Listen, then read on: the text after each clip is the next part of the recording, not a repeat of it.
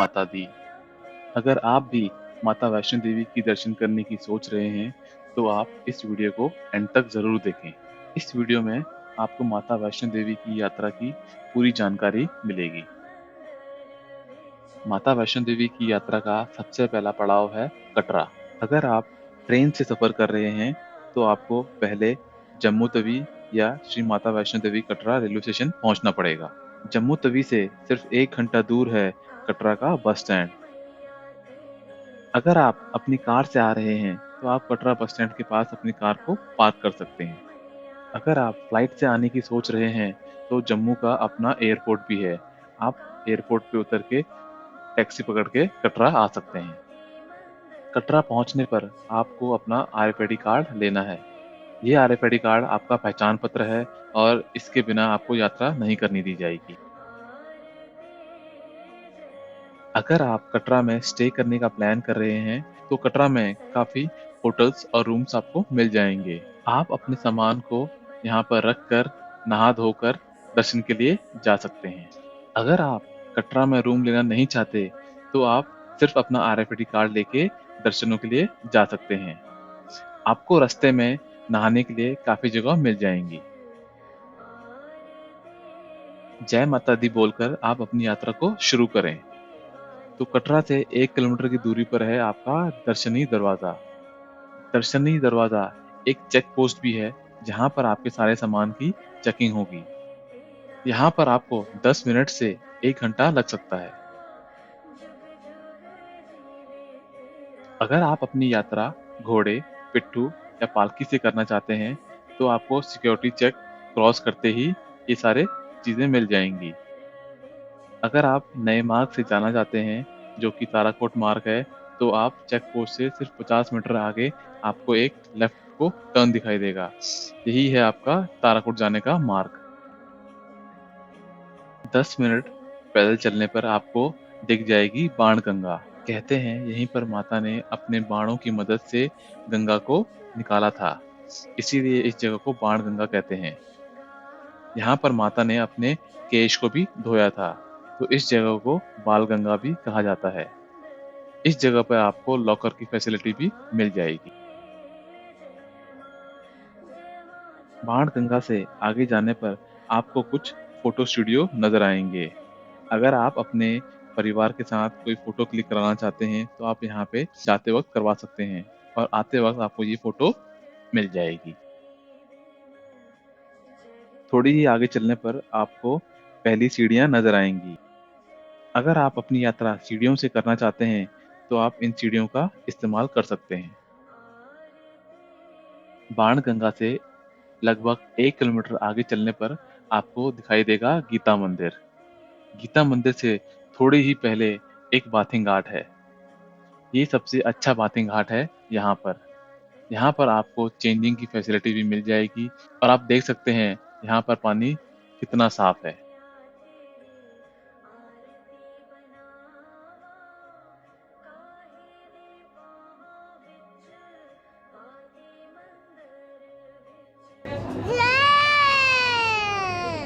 पैदल चलते-चलते हम पहुँच गए हैं चरण पादुका।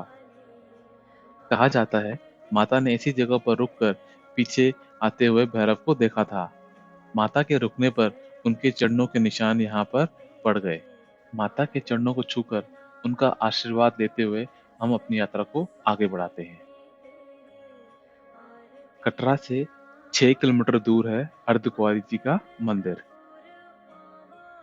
अब हम पहुंचने वाले हैं अर्धकुंवारी। अर्धकुंवारी से भवन जाने के 2 रास्ते हैं। राइट वाले रास्ते को कहते हैं हत्ती मत्था मार्ग और लेफ्ट वाले रास्ते को कहते हैं हेमकोटी मार्ग। लेफ्ट वाला रास्ता नया मार्ग है। यहाँ से आपको बैटरी कार मिलेंगी। राइट वाला आपका पुराना मार्ग है, जो कि अर्धकुंवारी सांझी छत होते हुए आपको भवन की तरफ लेके जाएगा। तो अब हम पहुंच गए हैं अर्धकुंवारी टेम्पल। अर्धकुंवारी पहुंचकर हमें दर्शन का टोकन लेना है। कहते हैं माँ वैष्णवी बाणगंगा और चरण पादुका से होते हुए अर्धकुंवारी पहुंचे। यहाँ पे उन्होंने एक गुफा में 9 महीने तक तपस्या की। जैसे एक माँ अपने बच्चे को 9 महीने तक अपने गर्भ में रखती है, वैसे ही इस गुफा ने माता को अपने गर्भ में रखा। इसीलिए इस गुफा को गर्भजून के नाम से जाना जाता है। तपस्या करते वक्त माता को पता चला भैरव भी उनका पीछा करता हुआ यहाँ पे पहुंच गया है। फिर माता ने अपने त्रिशूल की मदद से गुफा का एक बाहर निकलने का रास्ता बनाया और उस रास्ते से माता बाहर निकल के मेन भवन की तरफ चले गए। अर्धकुंवारी से अपनी यात्रा को आगे बढ़ाते हुए 6 किलोमीटर के बाद हम पहुंच जाते हैं भवन के चेक पोस्ट। भवन का चेक पोस्ट क्रॉस करते ही लेफ्ट में आपको भेंट शॉप दिखाई देगी और राइट में दिखाई देगा लॉकर 1। आप लॉकर 1 में अपना सामान जमा करके दर्शनों के लिए लाइन में लग सकते हैं। अगर आप यहाँ से थोड़ा और आगे जाएंगे तो आपको दिखाई देगा राइट में एक रेस्ट हाउस। तो इस रेस्ट हाउस में आपको डॉर्मेट्री मिल जाएगी जिसका चार्ज है सिर्फ 120 रुपया 24 घंटों के लिए। यहाँ पे रुककर आप नहा धो के अपने सामान को जमा करके आगे दर्शन के लिए जा सकते हैं। और लेफ्ट में है एक भोजनालय जहाँ पे रुक के आप कुछ खा सकते हैं। और आगे चलने पर आपको लॉकर 2 और लॉकर 3 मिलेंगे और वहाँ से अगर आप थोड़ा और आगे जाएंगे तो आपको वहाँ पे बाथिंग घाट भी मिलेगा। आपको यहाँ पे रूम्स भी मिल सकते हैं।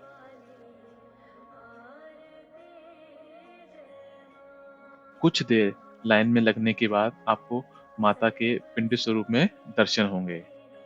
माता इस गुफा में पिंडी स्वरूप में विराजमान है। आपको माँ सरस्वती, माँ वैष्णवी और माँ काली के दर्शन होंगे। माता के पिंडी स्वरूप में दर्शन करने के बाद आपको माता का प्रसाद और खजाना मिलेगा। ऐसी मान्यता है कि माता के दर्शन करने के बाद हमें भैरव जी के दर्शन करने पड़ते हैं। माता के भवन से लगभग 2.5 किलोमीटर ऊपर भैरव जी का मंदिर है। भैरव घाटी आप रोपवे से जा सकते हैं। रोपवे की टिकट है 100 रुपया आना जाना, बट इसके लिए आपको लाइन लगानी पड़ती है। भैरव घाटी आप घोड़े और पिट्ठू से भी जा सकते हैं। अगर आप रोपवे और घोड़े पिट्ठू का यूज नहीं करना चाहते तो आप पैदल चल के भी भैरव घाटी जा सकते हैं। भैरव घाटी में बना हुआ है भैरव जी का मंदिर। कहा जाता है जब भैरव माता को ढूंढते हुए अर्धकुंवारी से भवन पहुंचे तो उन्होंने माता को युद्ध के लिए ललकारा और माता और भैरव में युद्ध हुआ। युद्ध में भैरव की मृत्यु हुई और उनका सर कट के भैरव घाटी में गिर गया। जहाँ पे उनका सर गिरा उसी जगह पर भैरव जी का मंदिर है।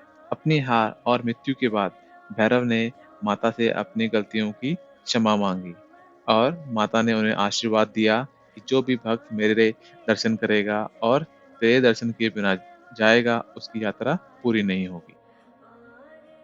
भैरव जी के दर्शन करके हमारी यात्रा संपूर्ण हुई।